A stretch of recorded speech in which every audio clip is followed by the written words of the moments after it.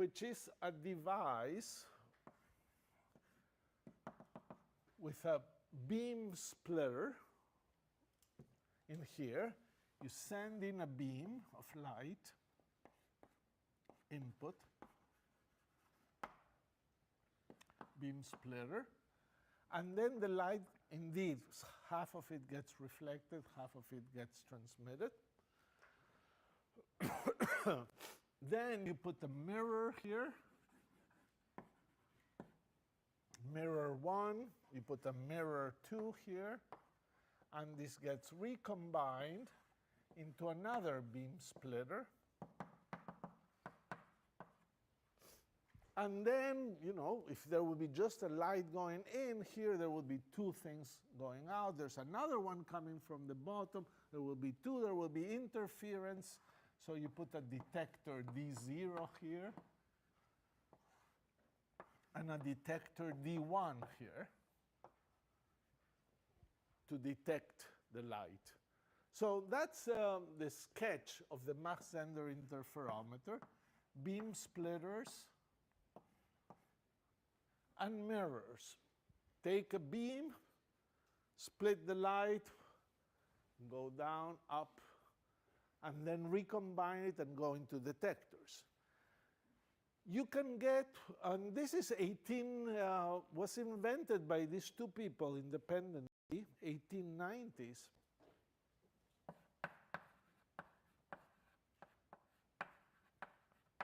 '91 to '92, apparently. And people did this with light, beams of light, before they realized they're photons.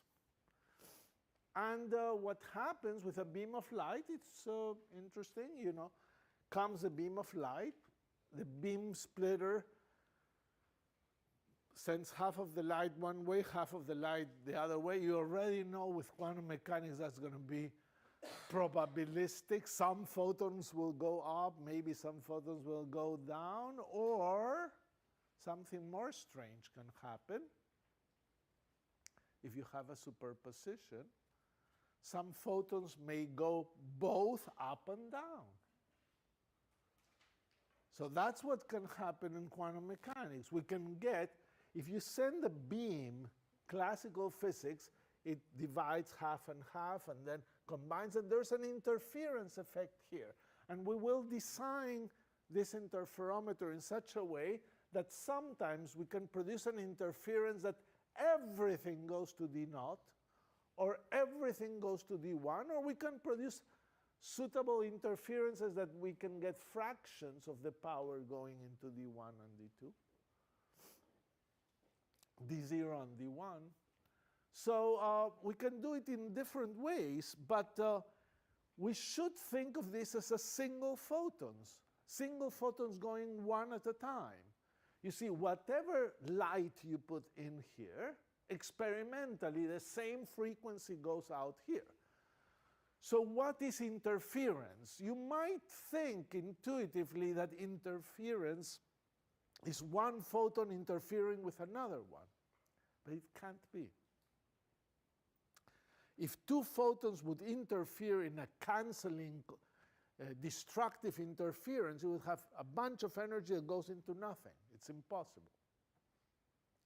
If they would interfere constructively, you would add the electric fields and the amplitude would be 4 times as big because it's proportional to the square. So, but 2 photons are not going to go to 4 photons, cannot conserve energy.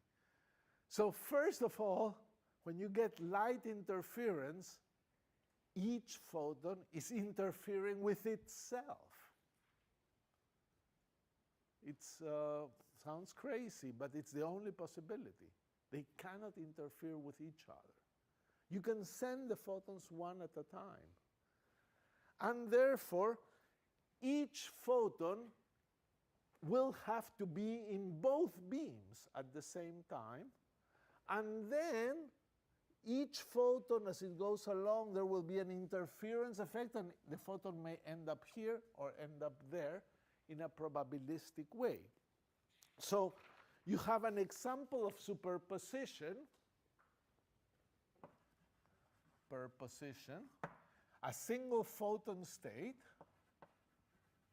a single photon is equal to superposition of a photon in the upper beam and a photon in the lower beam.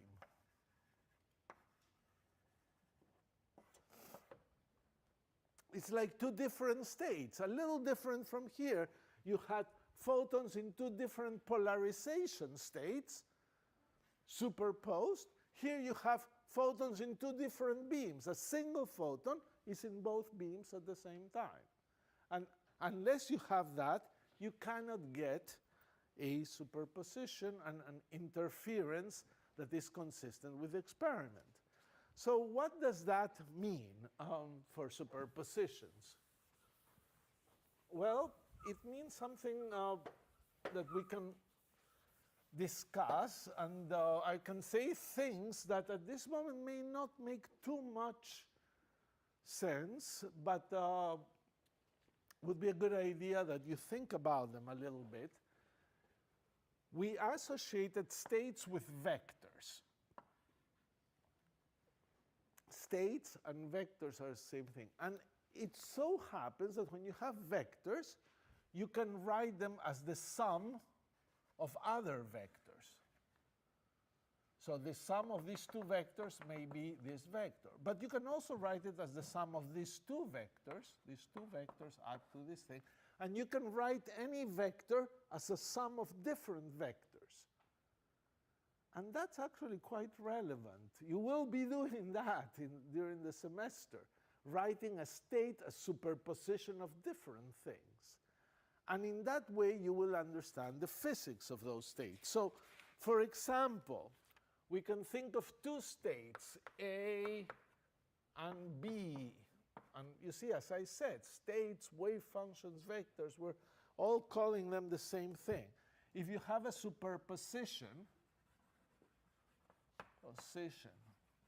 of the states A and B,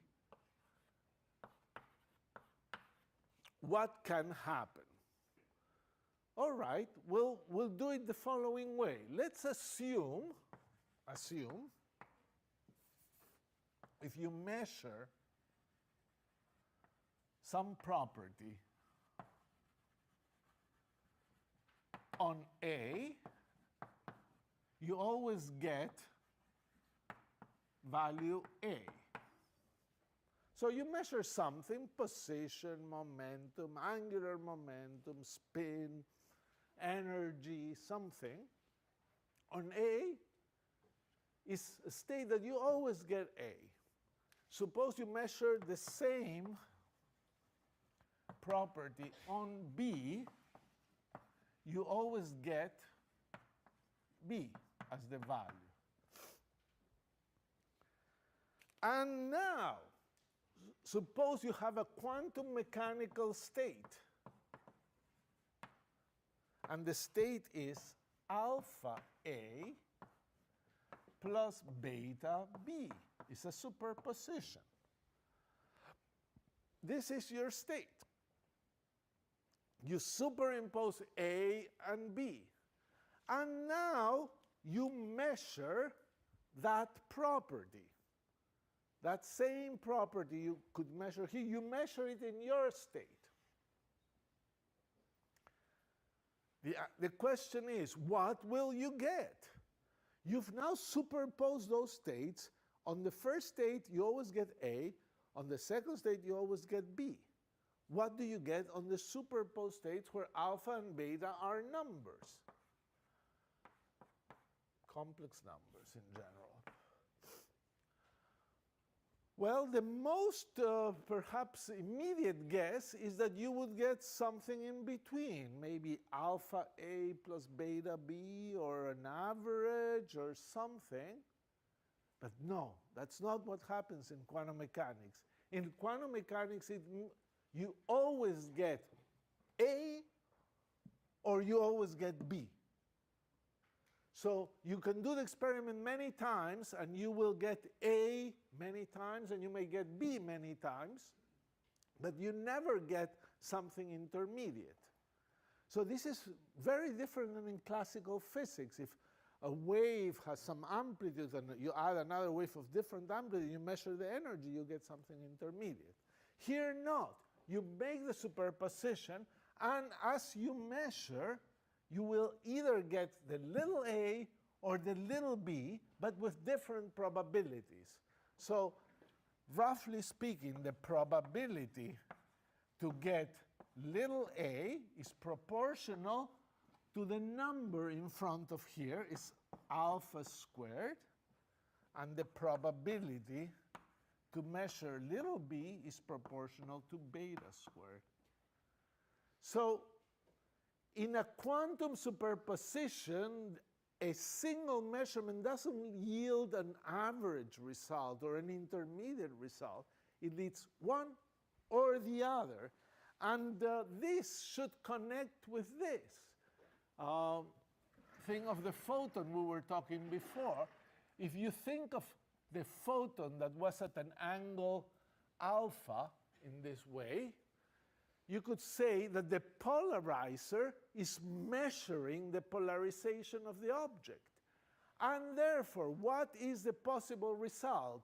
It may measure the polarization and say, oh, if it's in the x direction, you get it right. And what is the probability that you get it to be in the x direction is proportional to cosine squared alpha, the coefficient here squared.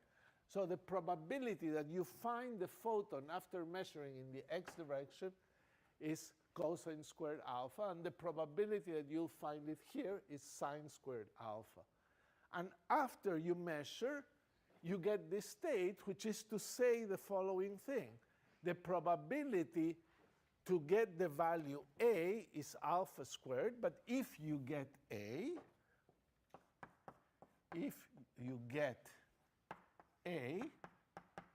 the state becomes A because this whole state of the system becomes that. Because successive measurements will keep giving you the value A. If you get B, the state becomes B. So this is what is called the postulate of measurement and the nature of superposition. This is perhaps the most sophisticated idea we've discussed today, in which in a quantum superposition, the results are not intermediate. So when you want to figure out what state you have to prepare many copies of your state in this quantum system and do the experiment many times, because sometimes you'll get A, sometimes you'll get B. After you've measured many times, you can assess the probabilities and reconstruct the state. We spoke about superposition, and we showed how when you have two states that are superimposed, the resulting state that is built up doesn't have properties that are intermediate between the two states that you're superimposing, but rather, when you do a measurement, you obtain the result that you would sometimes obtain the result that you would have with one of the states, and some other times with different probabilities, the results as if you had the other state. So it's a strange kind of way in which things are combined in quantum mechanics. So the next thing we have to say is a physical assumption that is made here, and it is that if you have a state and you superimpose it to itself, you haven't done anything. So the superposition of a state with itself has no physical import. So we can say this, it's a physical assumption.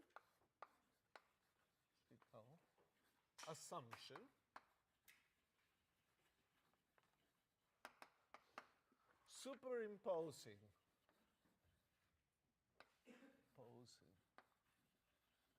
a state to itself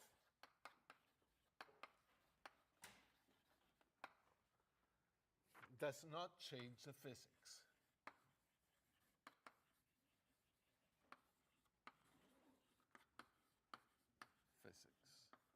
So if I have a state, A, this is physically equivalent, I'll write physically equivalent with this symbol, to the state A plus A, which would be 2 times A. It's physically equivalent to the state minus A. It's physically equivalent to the state IA. On anything is not equivalent to 0A, because that would be the 0 state. So it's physically equivalent as long as you have a non-zero coefficient. All these states are supposed to be physically equivalent. And that will eventually mean that we sometimes choose a particular one in those collection of states that is one that is convenient to work with, and that will be called a normalized state. A state that satisfies other properties having to do with the norm squared of the state. That will come later, but it's important that the number that is multiplying the physical state of your system has no relevance. And you could say, well, why all of a sudden you tell us this? Could this be shown to be necessary, or it's a physical assumption? So can we test it? Does it make some sense? And we can make some sense of this assumption at this level.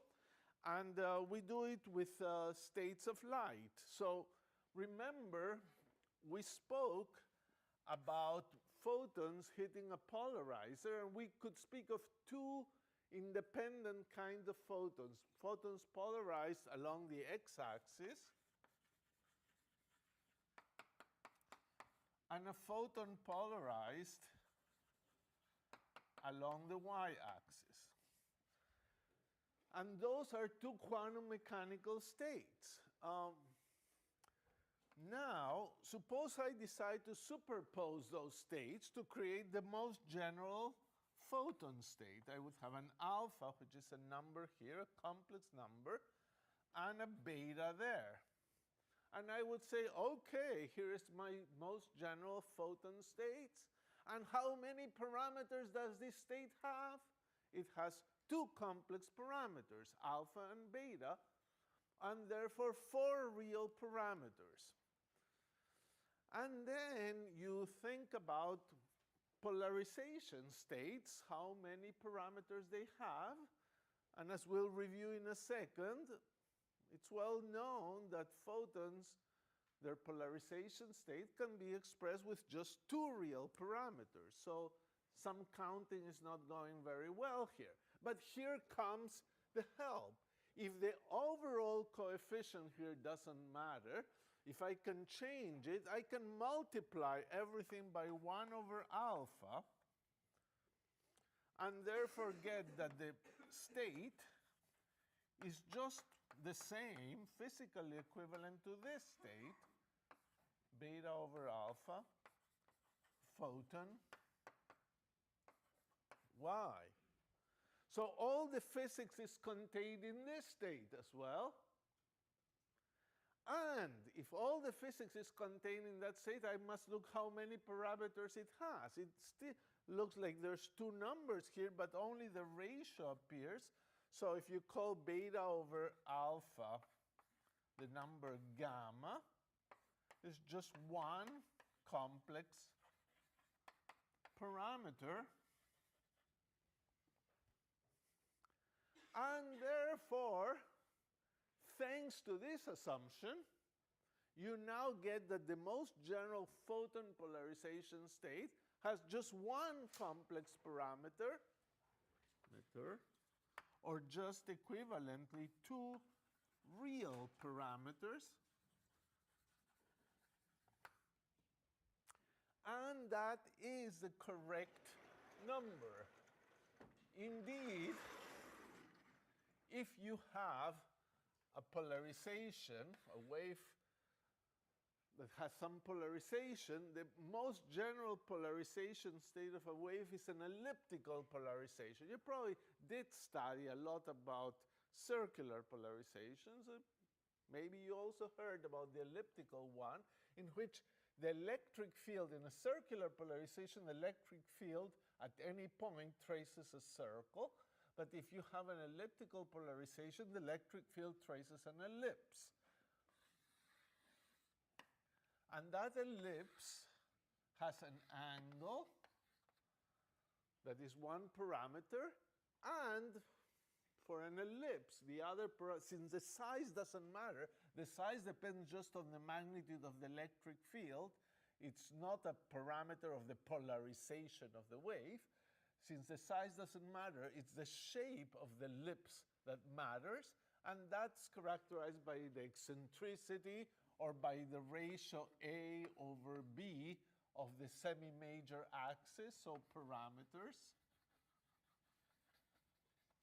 Two parameters, and they are A over B and theta. So an elliptically polarized wave, which is the most general state of polarization of a wave, has two real parameters, and now, thanks to this physical assumption, we get this right. And this is important because that's something we're going to use all the time, that the overall factor in a wave function does not matter. So if we have superpositions, I want to emphasize one more thing about superpositions. And for that, I'm going to use spins. So what is spin? Spin is a property of elementary particles that says that actually, even if they're not rotating around some other particle, they have angular momentum. They have intrinsic angular momentum, as if they would be made of a tiny little ball that is spinning. I say as if, because nobody has ever constructed a model of an elementary particle where you can really make it spin and calculate how it works. Somehow this elementary particle has angular momentum, is born. Even if it is a point particle, it has angular momentum, and it's a spin. And spin is very quantum mechanical, and we can't quite understand it without it. So what happens is that you can measure the spin of a particle, and then if you measure it, you have to decide, however, since angular momentum is a vector, what direction you should use. And suppose you use the z direction to measure the spin of a particle, you may find that the particle has either spin up or the particle has spin down, spin. And the spin is the direction of the angular momentum. And that's the funny thing that happens with most matter particles. These are spin 1/2 particles. The spin can be up or can be down along the z direction that you measure. You measure it, and you never find it's 0 or a little bit. It's just either up with the full magnitude or down with the full magnitude. That is a spin 1/2 particle. And the state where it is up, we sometimes denote it with an arrow up and colon z, because it's up along z. And this would be down, an arrow down along z.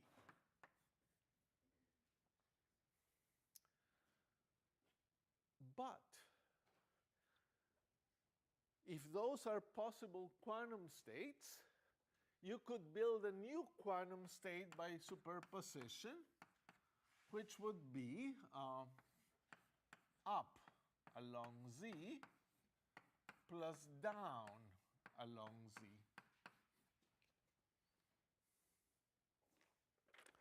Now, if I wish to normalize it, I would put a factor in front of this. I will not talk about normalizations at this moment. They're not so important. If you are faced with this quantum state, so suppose you have an electron that is not in this state nor in this state, but is in this state, in a quantum superposition. So you go and you decide to try to measure it. Now, since you cannot predict what an electron is going to be doing, we cannot predict things in quantum mechanics with certainty, since we're going to do this experiment, avail ourselves of 1,000 copies of this electron. All of them in this peculiar quantum state. So you have the 1,000 copies and you start measuring, and you decide to measure the spin in the z direction. And now what do you get? Well, we mentioned last time that you don't get an average, or since this is up and this is down, you get 0. You measure the first particle and whoop, you find it up. Measure the second, up. The third, up. The fourth, down. Fifth, down. And then you get a series of measurements, and at the end of the 1,000 particles, you find about 495 up and 505 down. About half and half. And if you did with 10,000 particles, maybe it would be closer. Eventually, you find 50% in this state and find 50% in this state.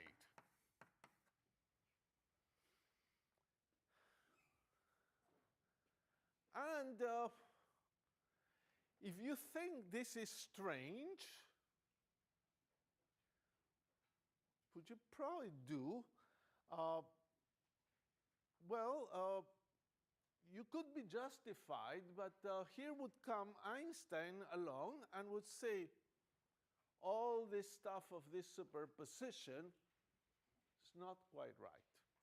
You know, you had these 1,000 particles, but actually those 1,000 particles, half of them were with the spin up and half of them were with the spin down. So here you have your 1,000 particles, your quantum state this, but Einstein says, no, let's make an ensemble of 1,000 particles, 500 up, 500 down, and do the same experiment, and the result is going to be the same. So how do you know you really have this, as opposed to somebody has given you 1,000 particles, 500 up, 500 down? How can you tell?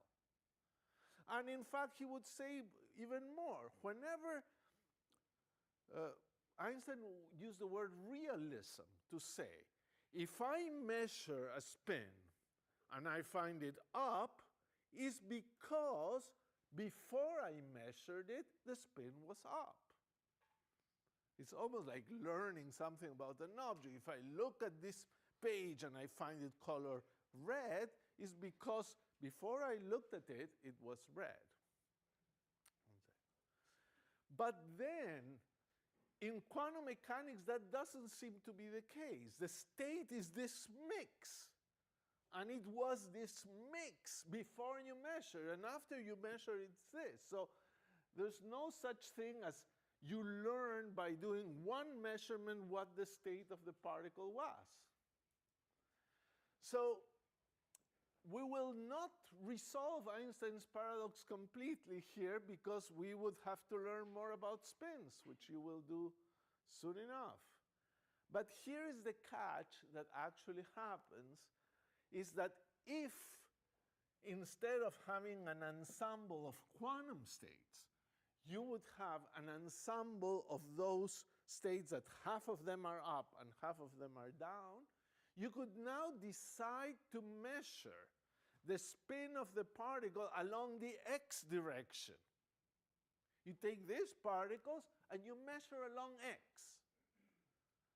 And what you will calculate with quantum mechanics later in this course is that if you measure along x, in these states, you will find all of them to be pointing along plus, up along x. All of them. While on this Einstein ensemble of 50% up and 50% down, you would find 50% up along x and 50% down along x. So there is an experiment that can tell the difference, but you have to look in another direction. And that experiment, of course, can be done, and it's a calculation that can be done, and you can decide whether these quantum states exist, and they really seem to exist. Let's talk now about entanglement.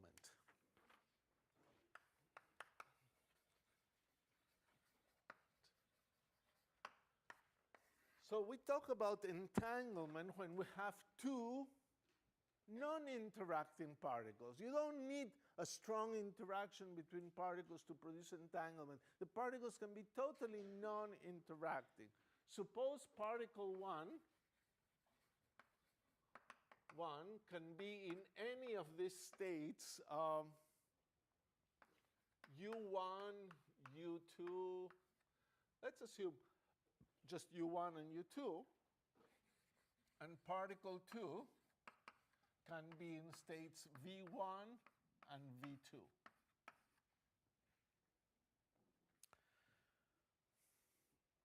And you have these two particles flying around. These are possible states of particle 1 and possible states of particle 2. Now you want to describe the full system, the quantum state of the two particles. States of the two particles. Two particles. Well, it seems reasonable that to describe a state of the two particles, they're not interacting. I should tell you what particle 1 is doing and what particle 2 is doing. Okay, so particle 1 could be doing this, could be U1. And particle 2 could be doing V1. And in a sense, by telling you that, we've said what everything is doing. Particle 1 is doing U1, particle 2 is doing U2. And mathematically, we like to make this look like a state, and we want to write it in a coherent way. And we sort of multiply these two things. But we must say sort of multiply, because a strange multiplication, this, you know, we think of them as vectors or states. So how do you multiply states? So you put something called a tensor product, a little multiplication like this. So you could say, don't worry, it's kind of like a product. And is the way we do it. We don't move things across. We list the first state here, the second state here, and that's a possible state. Now, I could have a different state, because particle 1, in fact, could be doing something a little different. Could be doing alpha 1 U1 plus alpha 2 U2. And maybe particle 2 is doing beta 1 V1 plus beta 2 V2. And this would be all right. I'm telling you what particle 1 is doing, and I'm telling you what particle 2 is doing. And the rules of tensor multiplication, or this kind of multiplication to combine those states, are just like a product, except that, as I said, you never move the states across. So you just distribute. So you have alpha 1, beta 1, the number goes out, U1,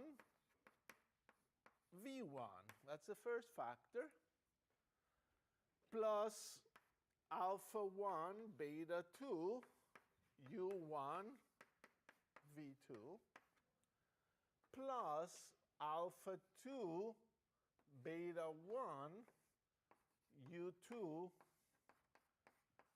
v1 plus alpha 2 beta 2 u2 v2. I think I got it right. Let me know. I just multiplied and got the numbers out. The numbers can be moved out across this product. Okay, so that's a state, and that's a superposition of states. So actually, I could try to write a different state now. You see, we're just experimenting, but here is another state, u1 v1 plus u2 v2.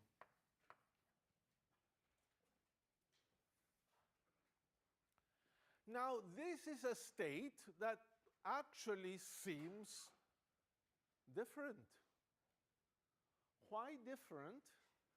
Because I don't seem to be able to say that what particle 1 is doing and what particle 2 is doing separately. You see, I can say when particle 1 is doing u1, particle 2 is doing v1. And when particle 1 is doing u2, this is v2.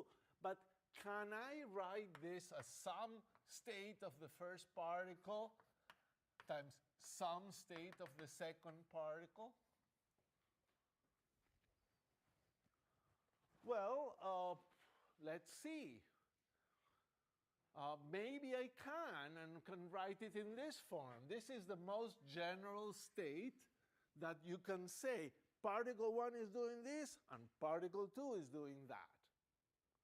So can I do that? Well, I can compare these two terms with those, and I conclude that alpha 1 beta 1 must be 1.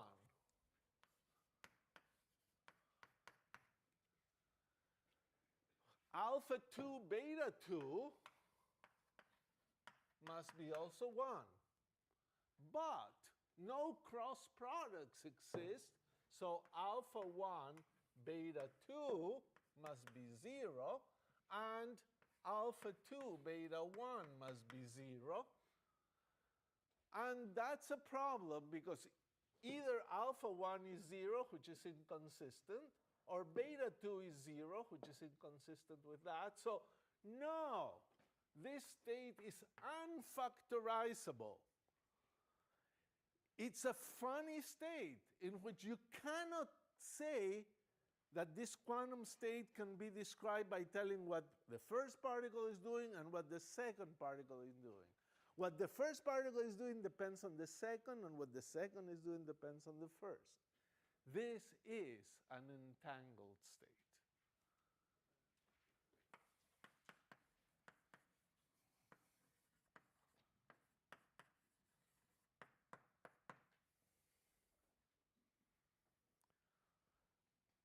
And then we can build entangled states, and are very strange states. So with two particles with spins, for example, we can build an entangled state of two spin 1/2 particles.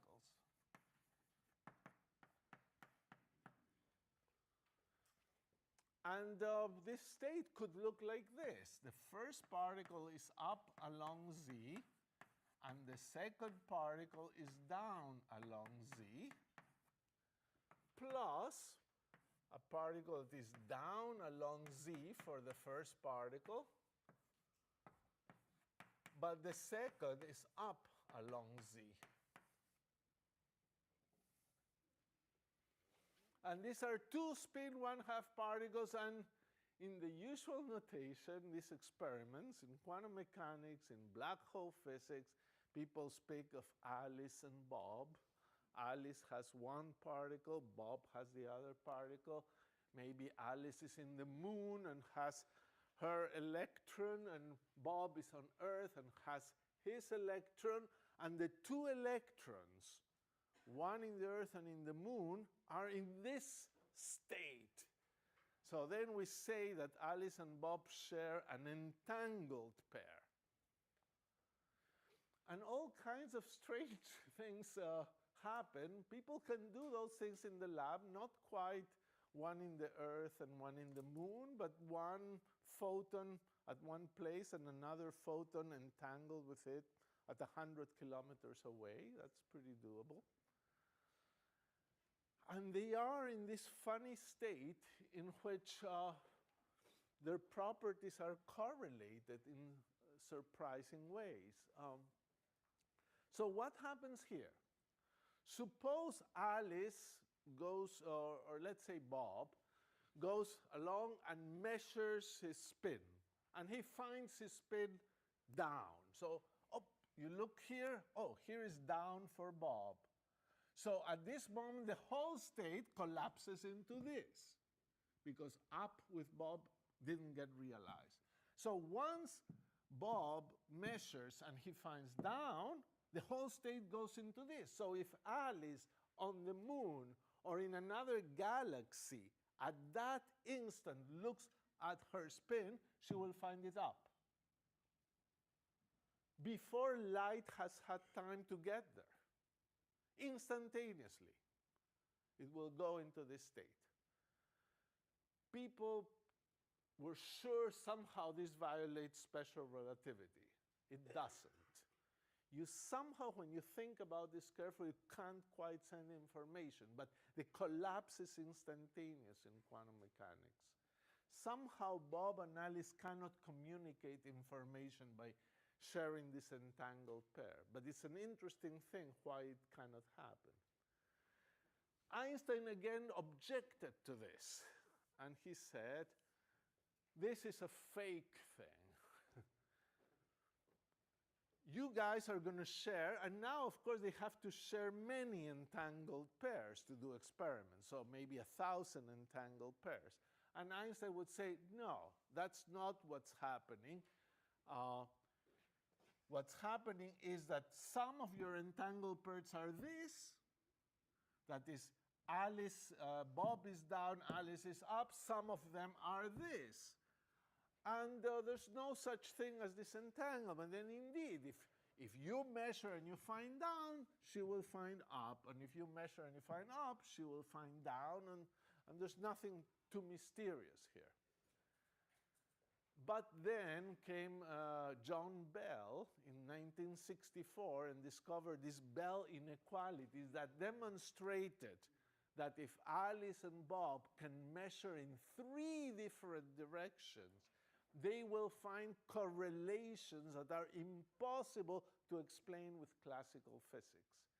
It took a lot of originality for Bell to discover this, that you have to measure in 3 directions. And therefore, the kind of correlations that appear in entangled states are very subtle and pretty difficult to disentangle. So that's why entanglement is a very peculiar subject.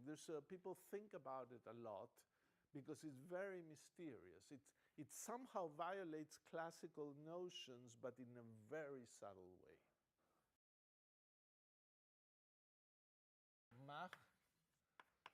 Mach-Zehnder interferometers.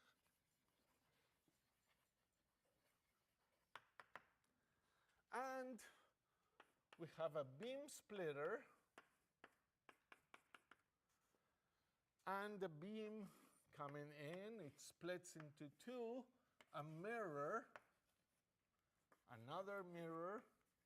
The beams are recombined into another beam splitter, and then 2 out, 1 into a detector D0 and a detector D1. We could put here any kind of devices in between. We could put a little piece of glass, which is a phase shifter, We'll discuss it later. But our story is a story of a photon coming in and somehow living through the interferometer. And we want to describe this photon in quantum mechanics, and we know that the way to describe it is through a wave function. But this photon can live in either of two beams. If a photon was in one beam, I could have a number that tells me the probability to be in that beam. But now it can be in either of two beams. Therefore, I will use two numbers, and it seems reasonable to put them in a column vector. Two complex numbers that give me the probability amplitudes for this photon to be somewhere. So you could say, oh, look here. What is the probability that we'll find this photon over here? Well, it may depend on time. By the time the photon is gone, it's gone. But when it's crossing here, what is the probability? And I have two numbers. What is the probability here? Here, here, here, here, here.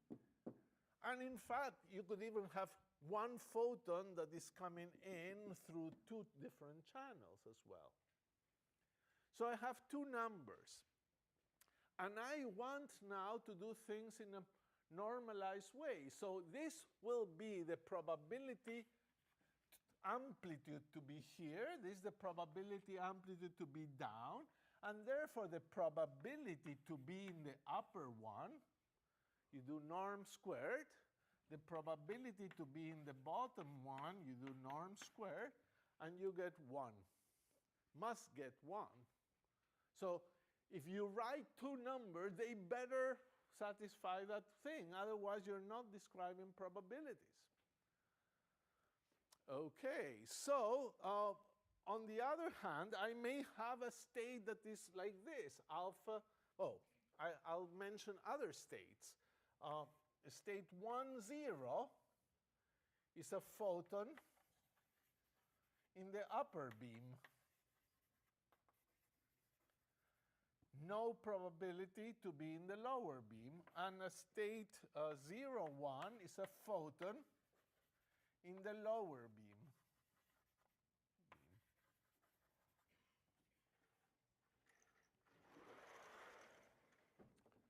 So these are states, and indeed, think of superposition, and we have that the state alpha beta, you know how to manipulate vectors, can be written as alpha 1, 0, because the number goes in and becomes alpha 0, plus beta 0, 1.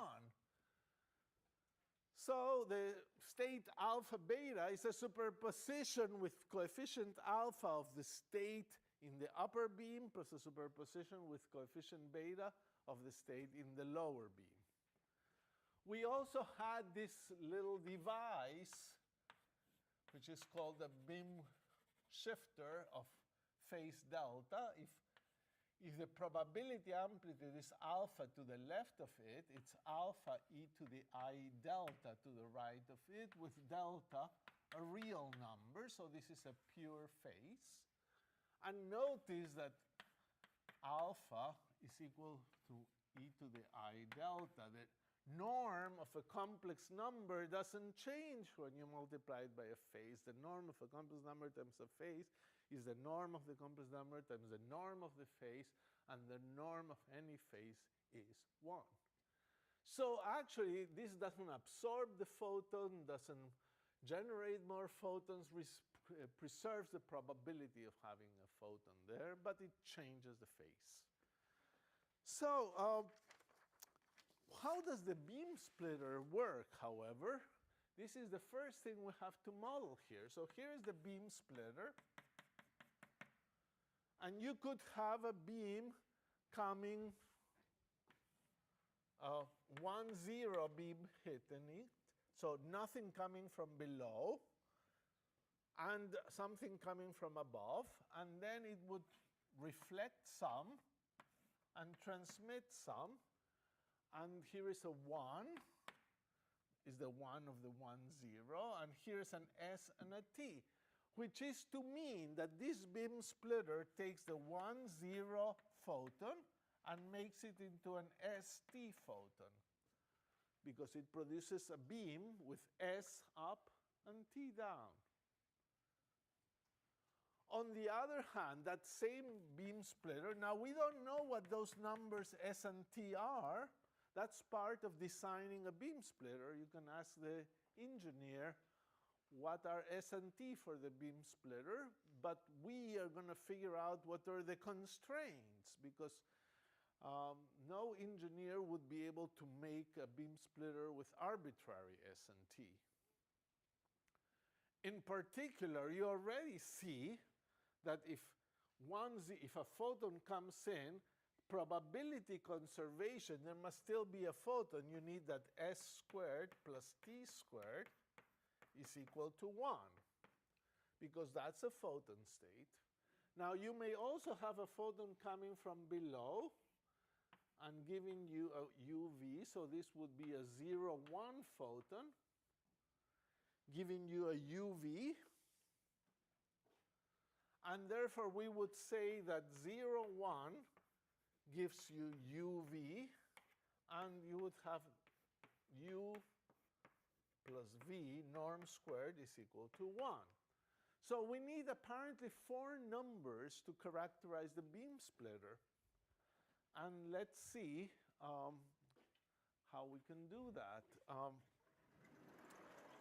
Well, why do we need really 4 numbers?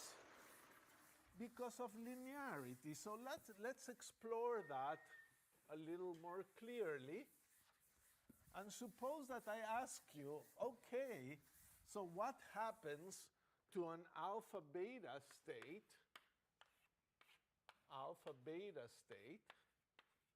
if it enters the beam splitter? What goes out? Well, the alpha beta state, as you know, is alpha 1, 0 plus beta 0, 1. And now we can use our rules. Well, this state, the beam splitter, is a linear device, so it will give you alpha times what it makes out of the 1, 0. But out of the 1, 0 gives you ST. And the beta times 0, 1 will give you beta UV. So this is alpha S plus beta U times alpha T plus beta V. And I can write this actually as alpha beta times the matrix SU TV. And you get a very nice thing, that the effect of the beam splitter on any photon state alpha beta is to multiply it by this matrix SUTV. So this is the beam splitter. The beam splitter acts on any photon state, and out comes the matrix times the photon state. This is matrix action, something that is going to be pretty important for us. So, how do we get those numbers? After all, the beam splitter is now determined by these 4 numbers, and we don't have enough information. So the manufacturer can tell you that maybe you bought a balanced beam splitter, which means that if you have a beam, half of the intensity goes through, half of the intensity gets reflected. That's a balanced beam splitter. That simplifies things, because the intensity here, the probability to get this particle must be the same as that. So each norm squared must be equal to 1/2 if you have a balanced beam splitter. And you have S squared equal T squared equal U squared equal V squared equal 1/2. But that's still far from enough to determine S, T, U, and V. So rather than determining them at this moment, might as well do a guess. So can it be that the beam splitter matrix, could it be that the beam splitter matrix is 1 over square root of 2, 1 over square root of 2, 1 over square root of 2, and 1 over square root of 2? That certainly satisfies all of the properties we've written before. Now, why could it be wrong? Because there could be pluses or minuses, or there could be i's, or anything there. But maybe this is right. Well, if it is right, the condition that it be right is that if you take a photon state, one photon, after the beam splitter, you still have one photon. So conservation of probability. So if you act on a normalized photon state that satisfies this alpha squared plus beta squared equal 1, it should still give you a normalized photon state. And it should do it for any state. And presumably, if you get any numbers that satisfy that, some engineer will be able to build that beam splitter for you because it doesn't contradict any physical principle. So let's try acting on this on this state, 1 over square root of 2, 1 over square root of 2. Let's see. This is normalized. 1/2 plus 1/2 is 1. So I multiply. I get 1/2 plus 1/2. I get 1 and 1. Sorry, this is not normalized. 1 squared plus 1 squared is 2, not 1. So this can't be a beam splitter. No way. So we try minus 1 over square root of 2. Actually, if you try this for a few examples, it will work. So how about if we try it in general? So if I try it in general, acting on alpha beta, I would get 1 over square root of 2, alpha plus beta, and alpha minus beta. Then I would check the normalization. So I must do norm of this 1 squared. So it's 1/2 alpha plus beta squared plus 1/2 alpha minus beta norm squared. Well, what is this? Let me go a little slow for a second. Star plus beta star plus alpha minus beta, alpha star minus beta star. Well, the cross terms vanish. And the alpha, alpha star, beta, beta star add. So you do get alpha squared plus beta squared. And that's 1 by assumption, because you started with a photon. So this works. This is a good beam splitter matrix.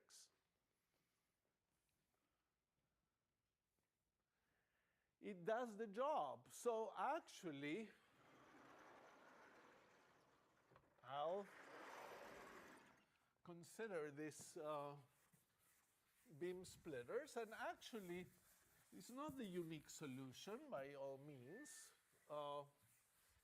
But we can have 2 beam splitters that differ a little bit. So I'll call beam splitter 1 and beam splitter 2. Beam splitter 1 will have this matrix. And beam splitter 2 will have the matrix we found here, which is a 1, 1, 1, minus 1. So both of them work, actually. And both of them are good beam splitters. I call this beam splitter 1 and this beam splitter 2, and we'll keep that. And so we're ready now to think about our experiments with the beam splitters.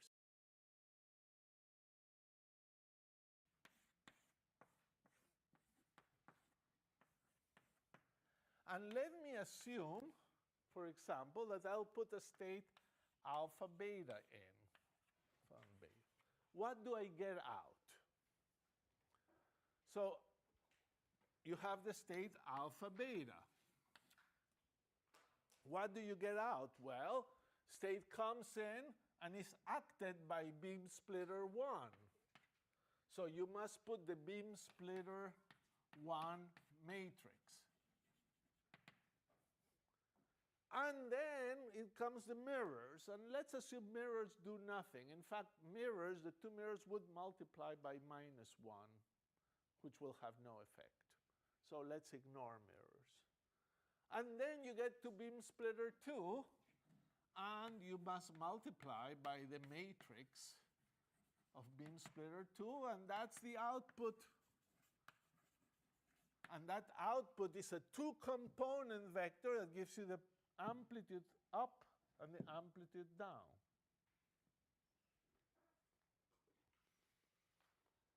So I should put BS2 here.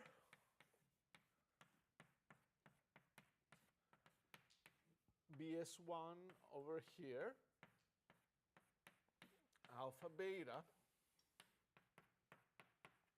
The numbers move away, 1 over square root of 2 and 1 over square root of 2, commute in matrix multiplication. And then you multiply these two matrices, you get 0, 2, -2, and 0. Alpha beta, and you put the 2 in, so you get beta minus alpha. So here is the rule. If you have alpha and beta, you get here beta and minus alpha here, or a beta minus alpha photon at the end.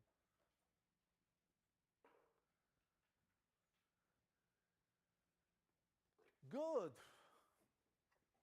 So let's do our first kind of experiment. Our first experiment is to have the beam splitters here.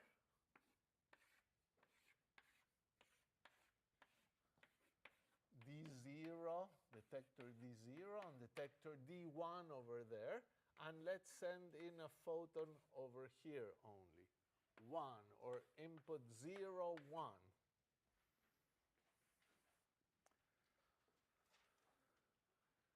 Well, this photon, 0, 1, splits here. You act with BS1, the matrix BS1, you get two things. You act with the matrix BS2 and it gives you this. But we have the rule already. If you have an alpha beta, out comes a beta minus alpha.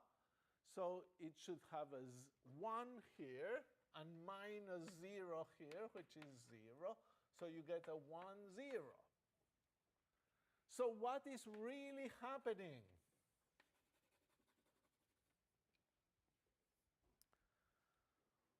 What's really happening is that your photon that came in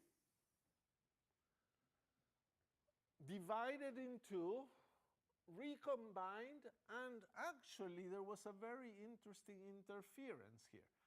From the top beam came some amplitude and gave some reflected and some transmitted. From the bottom beam, there was some transmission and some reflection. The transmission from the top and reflection from the bottom interfered to give 0. And these two, the reflection from the top and transmission from the bottom, were coherent and added up to 1. And every single photon ends up in D0. If you would put a beam, well, Mach and Zehnder were working in the late 1800s, 1890s, and they would shine light.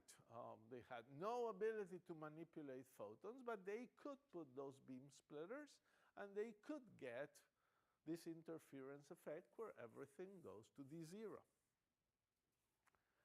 So far, so good. Now let me do a slightly different experiment. I will now put the same thing, a BS1 and a beam going in, mirror, mirror, BS2 here. But now I will put a block of concrete here on the way. I'll put it like this. So that if there's any photon that wants to come in this direction, it will be absorbed. Photon could still go like this, but nothing would go through here. And here, of course, there might be D0 and D1. And here are the mirrors, M and M. Now, the bottom mirror is of no use anymore because there's a big block of concrete that will stop any photon from getting there. And we are asked again, what happens? What do the detectors see? And this time we still have a 0, 1. Now, I would be tempted to use this formula, but this formula was derived under the wrong assumptions, that there was no block here. So I cannot use that formula, and certainly things are going to be different.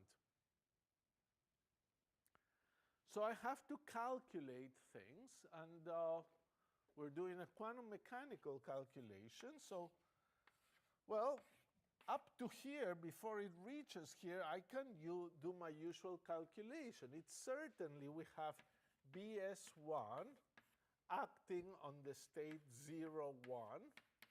And this is 1 over square root of 2, I think, minus 1, 1, 1, 1. Yep, that's BS1. Acting on 0, 1. And that gives me 1 over square root of 2, 1 over square root of 2. So, yes, here I have 1 over square root of 2 amplitude, and here I also have 1 over square root of 2 amplitude.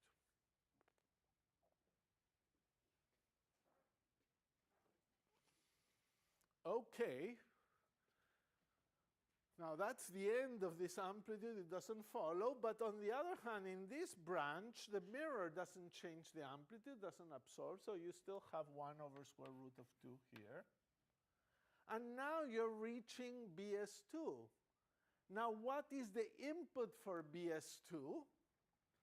The input is a 1 over square root 2 in the top beam and nothing in the lower beam because nothing is reaching BS2 from below.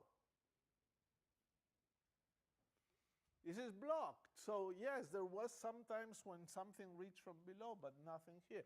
So to figure out the amplitudes here, I must do BS2 acting on 1 over square root of 2, 0.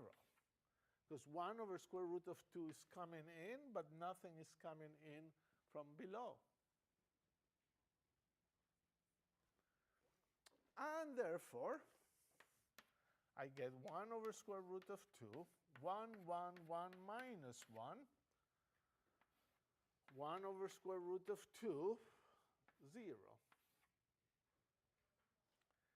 This time I get 1/2 and 1/2.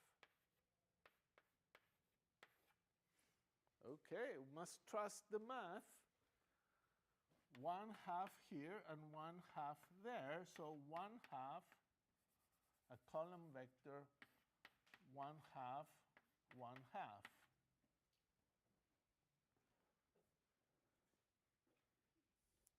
Okay, let me maybe tabulate this result, which is somewhat strange, really. So what is strange about it is the following. In the first case, where the interferometer was totally clear, nothing in the middle, everything went to D2, and nothing went into D1. But now you do something that should block some photons. You block some photons in the lower path, and now you seem to be able to get something into D1. There is an amplitude to get into D1. So by blocking a source, you're getting more somewhere. It's somewhat counterintuitive. You will see by the end of the lecture in 10 minutes that it's not just somewhat counterintuitive, it's tremendously counterintuitive. Let's summarize the result here. The outcome in the blocked lower branch case, and the probability for those events. So photon at the block. The photon can end in 3 places. It can end on the block, it can end on D0, or it can end on D1. So photon at the block, well, the amplitude to be here is 1 over square root of 2. The probability should be 1/2. Photon at D0, probability amplitude 1/2, probability 1/4. Photon at D1, probability 1/4. You could put another table here, outcome, all open, probability, and in this case there's just photon at D0 was 1, and photon at D1 was 0.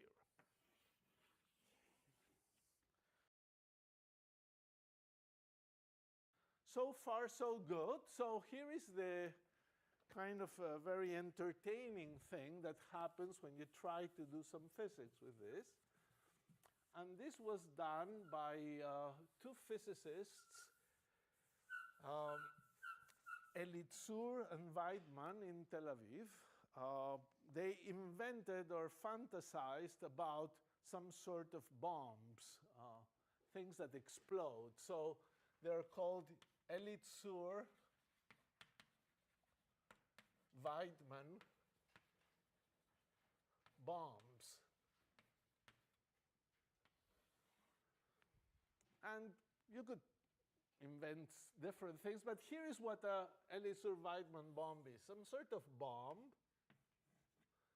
And the way it works is with a photon detector.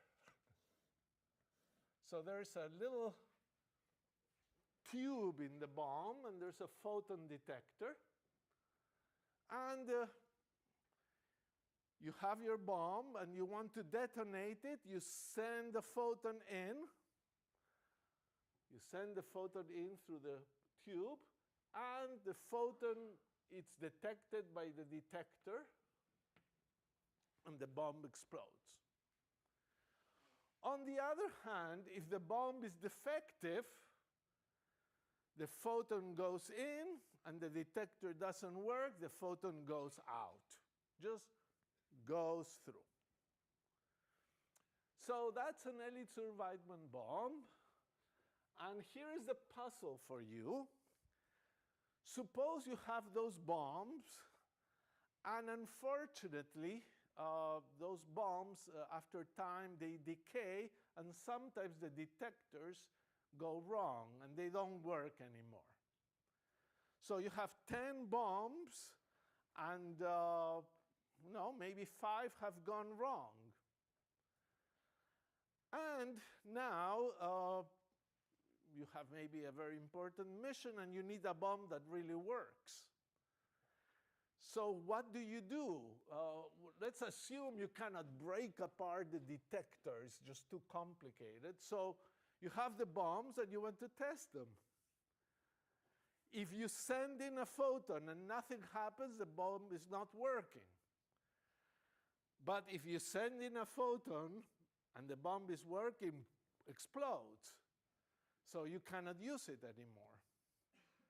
So the question that Elitzur and Weinman pose, is there a way to certify that the bomb is working without exploding it? Can you do that? The answer looks absolutely impossible. Certainly in classical physics, it's completely impossible. You either do the measurement to see if the detector works, and if it works, your lab goes off. It's totally destroyed. And if it doesn't work, well, okay, it's not a good bomb anyway. So there's no way out. But there is a way out, and it is to insert this bomb in the Mach-Zehnder interferometer. So here we go. We put the Mach-Zehnder interferometer.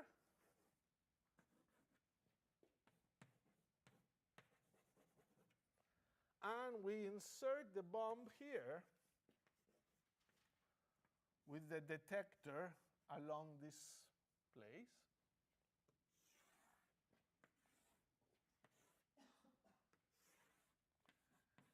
D0 and D1 are still here.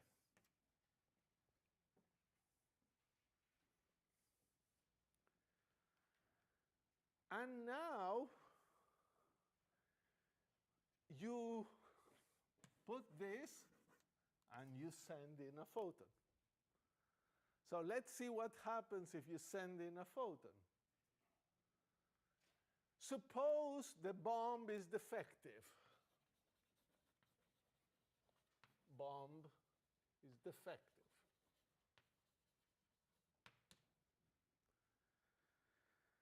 So what are the possible outcomes? Outcome and probability.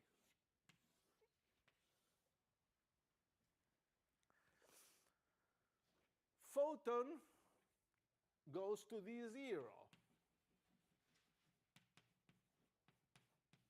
0. Photon to D1. Bomb explodes.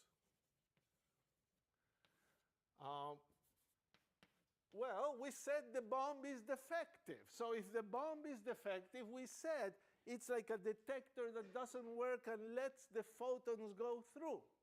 So if the bomb is defective, this as if there's no bomb here, and you'll have the situation where all is open. So there will be a probability of 1 to get the photon to D0, a probability of 0 to get the photon to D1, and the bomb, of course, doesn't explode, probability of 0. On the other hand, suppose the bomb is good.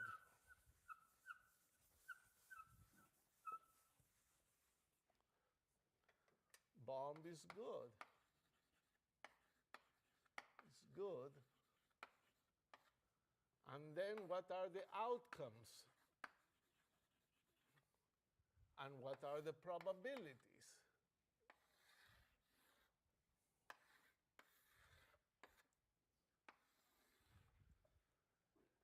Well, you know more or less what's happening already. The bomb is good means there is a detector that never fails to detect the photon.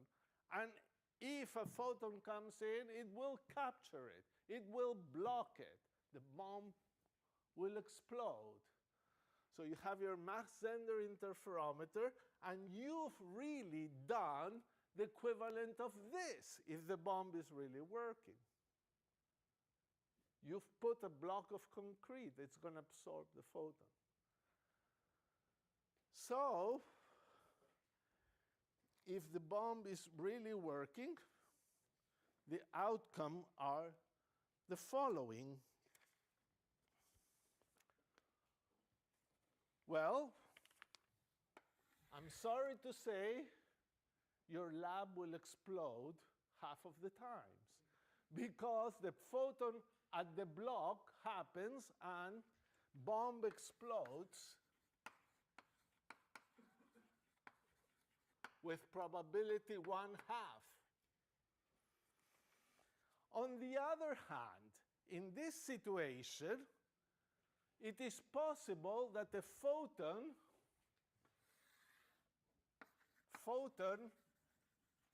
at d0 and bomb doesn't explode. Not explode. And there's a probability 1/4. And there's a probability 1/4 that the photon is at d1 and the bomb does not explode.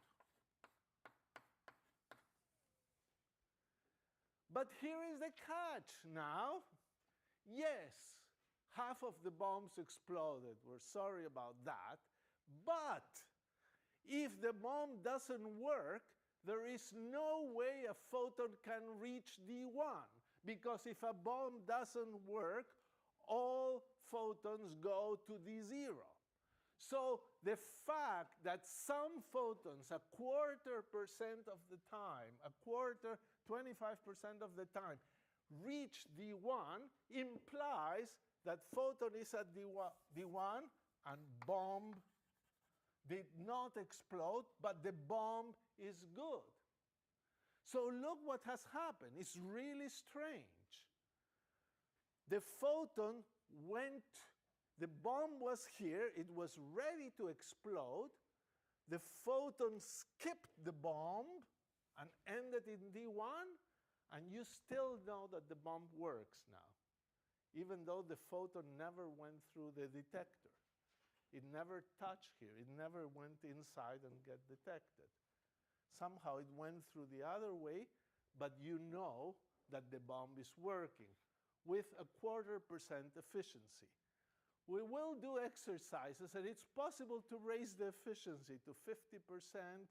And if you put the bomb inside a cavity, a resonant cavity with photons going around, you can reach 99% efficiency. So the probability of blowing up MIT goes down to 1%. I don't know if we can live with that. I don't think so. But anyway, this is a true fact.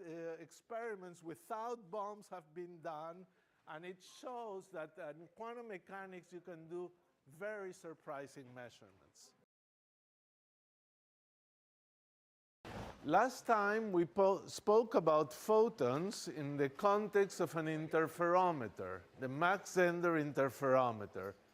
And we saw the very unusual properties of photons and interference, and how a relatively simple interference effect can be used to produce a very surprising measurement.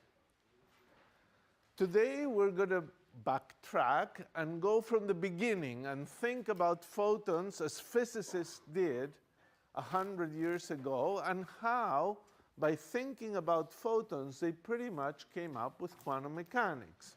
So we want to trace this back, and the best place to start probably is with a photoelectric effect. The photoelectric effect is an experiment done by Hertz in 1887, in which he irradiated plates.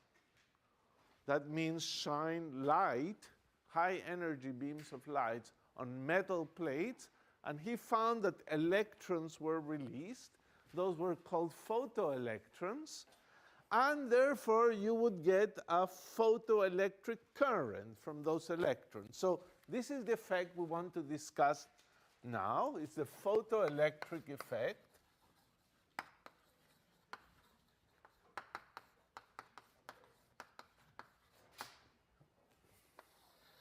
And it's Hertz,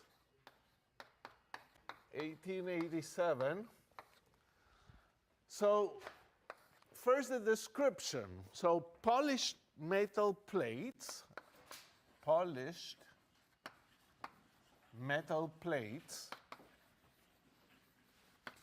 irradiated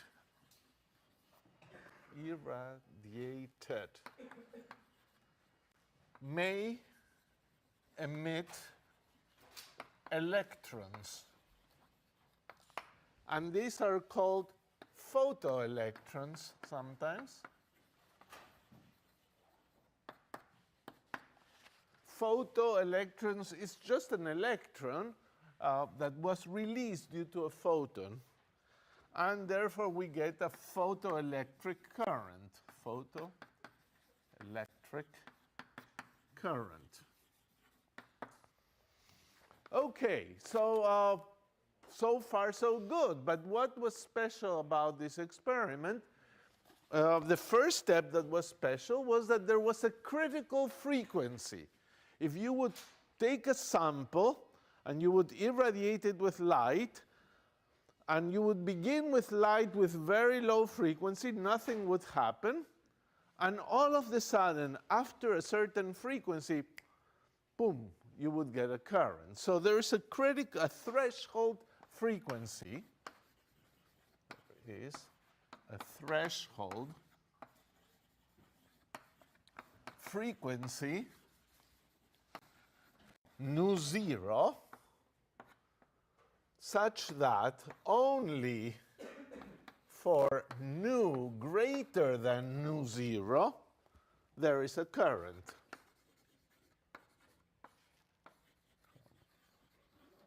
So no current for lower frequencies. Now, as it turned out, nu zero depends on the metal you're irradiating. And even more, it's a complicated thing to calculate. It depends on the surface of the metal, so that's why Hertz apparently had to polish the metal.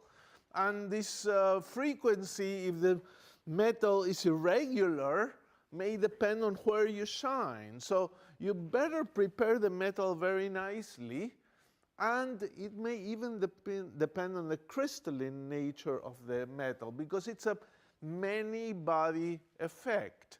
You see, anticipating the resolution, there's this piece of metal, and there are a few free electrons running around, and they run around among the crystalline structure of the metal, and removing them, it's going to take some energy, and that energy depends on the metal and the arrangement and all kinds of things. So this nu zero depends on the metal,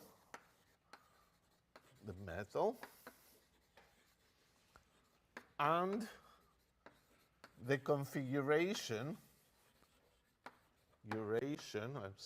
abbreviate, of atoms at the surface.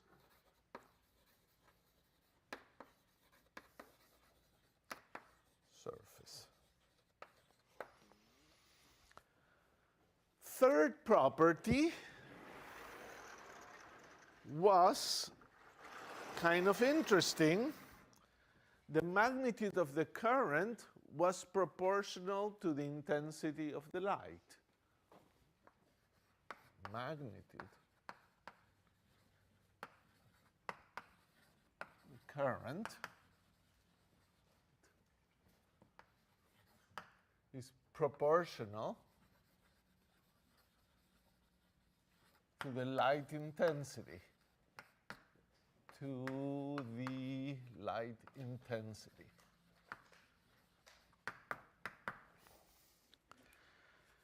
And perhaps the last one and fourth, a rather important one, a very crucial property, is that you could observe the energy of the photoelectrons, and it seemed to be independent of the light intensity. So energy of the photoelectrons is independent of the intensity of light.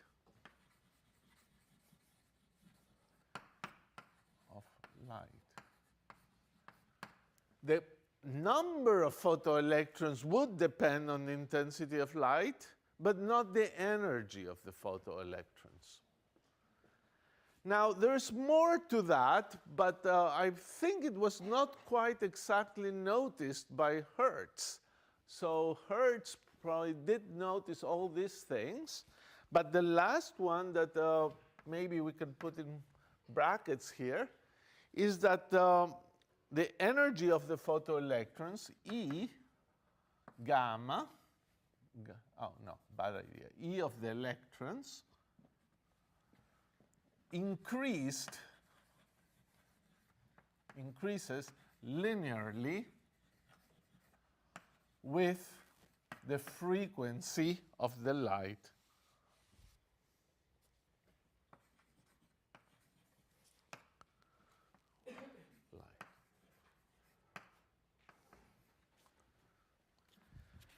So this photoelectric effect was not easy to understand if you thought of light as a wave. And Einstein came up with an answer that he almost said what was going on, but didn't quite use the word. He said that light comes in bundles of energy, and in a beam you have bundles of energy, quanta. Didn't quite say there's light is a particle. He himself was a little non-committal, I think, about this concept. But Einstein in 1905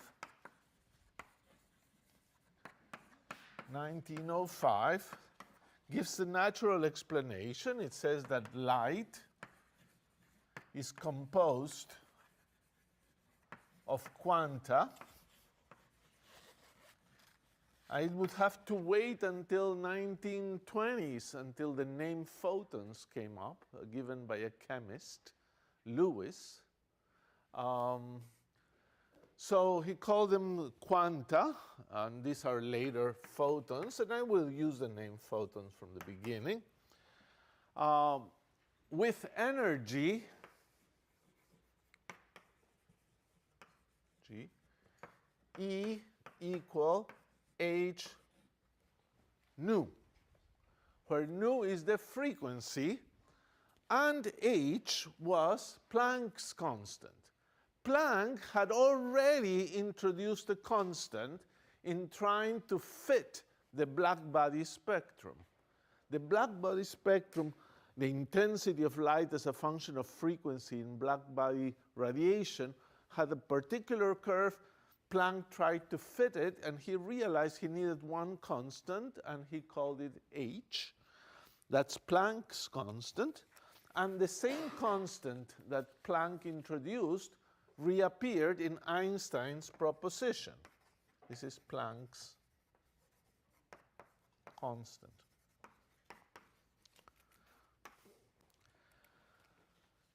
So the picture that Einstein and others had was that you would have a kind of a potential here.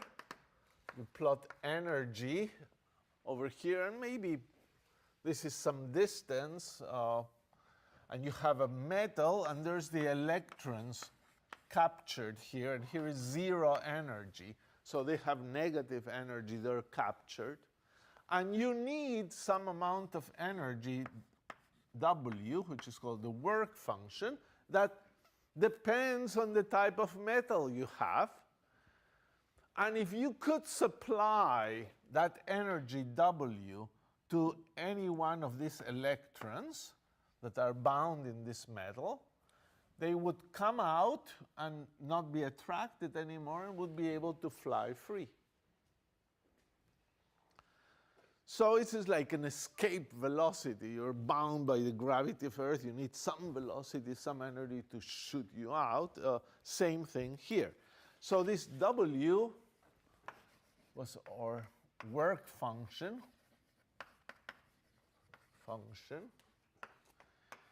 Is defined as the energy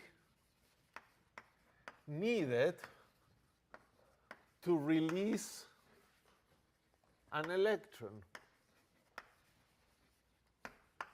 And that's that work function, is that thing that depends on the metal you have and the structure and how well you've polish the surface.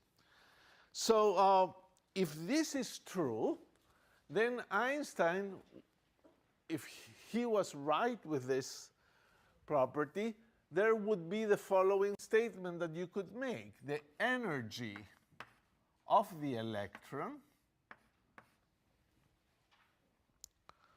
which is, roughly speaking, 1/2 mv squared, would be equal to the energy that the photon has minus the work function. So you supply a photon, some of the energy goes into the work function, but the rest of the energy goes into giving free energy to this electron. So you would have the energy of the photon minus W, which is what you need to just take it out with 0 velocity. And then the rest of the energy of the photon would be transmitted as a kinetic energy of this electron. So if this is true, this would